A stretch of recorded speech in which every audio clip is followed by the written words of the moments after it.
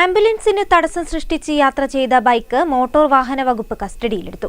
Bike ഓടിച്ച കോഴിക്കോട് ചെലവൂർ സ്വദേശി CK ജസ്നാസിൽ നിന്ന് 5000 രൂപ പിഴ ഈടാക്കുകയും എടപ്പാൾ IDRൽ 5 ദിവസത്തെ പരിശീലനത്തിന് ഹാജരാകാനും നിർദ്ദേശം നൽകി.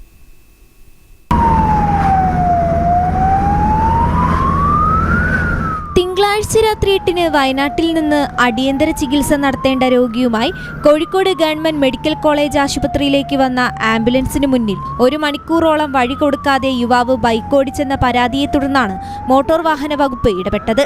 ഇതിന്റെ വീഡിയോകളും ഉദ്യോഗസ്ഥർ പരിശോധിച്ചു. ഇതേ തുടർന്നാണ് ബൈക്ക് ഓടിച്ച കോഴിക്കോട് ചെലവൂർ സ്വദേശി CK ജസ്നാസിനെ RTO ഓഫീസിലേക്ക് വിളിച്ചു വരുത്തി ഡ്രൈവിംഗ് ലൈസൻസ് 6 മാസത്തേക്ക് സസ്പെൻഡ് ചെയ്തത്. ഇതിനു പുറമെ എടപ്പാൾ IDTRൽ 5 ദിവസത്തെ പരിശീലനത്തിന് ഹാജരാകാനും 5000 രൂപ പിഴ ഈടാക്കാനുമാണ് തീരുമാനം. ജസ്നാസിന്റെ ചെലവൂരിലെ വീട്ടിലെത്തിയാണ് ഇയാൾ ഓടിച്ച വാഹനം പോലീസ് കസ്റ്റഡിയിലെടുത്തത്. 22 കിലോമീറ്ററിലധികം ദൂരം ആംബുലൻസിന് മുന്നിൽ ജസ്നാസ് ബൈക്ക് ഓടിച്ചു. സൈറൺ മുഴക്കിയിട്ടും ഹോണടിച്ചിട്ടും സ്കൂട്ടർ യാത്രക്കാരൻ മാറിയില്ലെന്ന് ആംബുലൻസ് ഡ്രൈവർ ഉദ്യോഗസ്ഥരോട് പറഞ്ഞു. ഇടയ്ക്കിടെ ഇയാൾ ആംഗ്യം കാണിച്ചതായും ആംബുലൻസ് ഡ്രൈവർ മൊഴി നൽകിയിട്ടുണ്ട്.